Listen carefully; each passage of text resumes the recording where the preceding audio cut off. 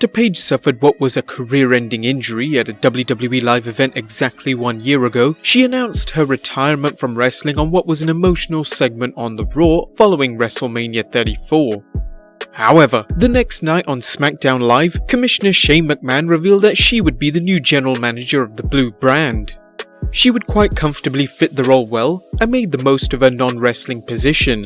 WWE quite clearly had made the same mistake they did with Baron Corbin or some other general managers in the past, carefully booking her to be not overbearing in her role, and was cautious in not overexposing her, that is, she only appeared when necessary.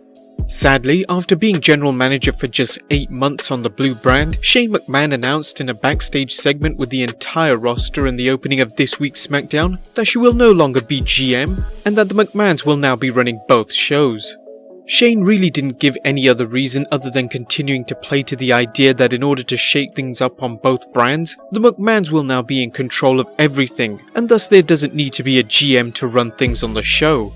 However, what was the real reason why Paige was removed as SmackDown's general manager? Well, we have 3 reasons why. Number 1. Shane McMahon is turning heel. SmackDown hasn't had a heel authority since John Laurinaitis was the Blue brand's general manager all the way back in 2012. Since then, we've only had babyfaces run the show, including Booker T, Daniel Bryan, Shane McMahon at one point, and of course Paige. When Shane became the best in the world by winning the WWE's World Cup tournament at the Crown Jewel in Saudi Arabia, rumours started to flare that this was the beginning of a heel turn. There were even reported plans of Daniel Bryan facing Shane McMahon at WrestleMania 35, but these plans were reportedly dropped when Daniel Bryan turned heel.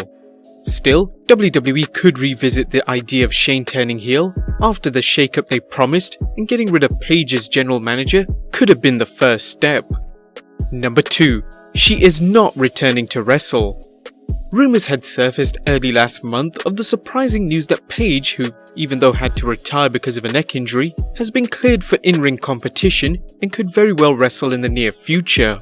Some have pointed out that her removal as general manager could mean that she will be training for a wrestling return. Well, let us tell you now, this is certainly not the case, as even Paige took to Twitter to refute this rumour saying, "Nope, I'm not at all. One more knock to my neck could result in paralysis. Don't read facts on the internet. As much as I want that to be true, it's 100% not." And number 3, her new role. Whilst it was mentioned by Shane McMahon that she has a new role, it hasn't been revealed as to what role this could potentially be. Could she slip into a managerial role, or become the first permanent female colour commentator for Smackdown Live?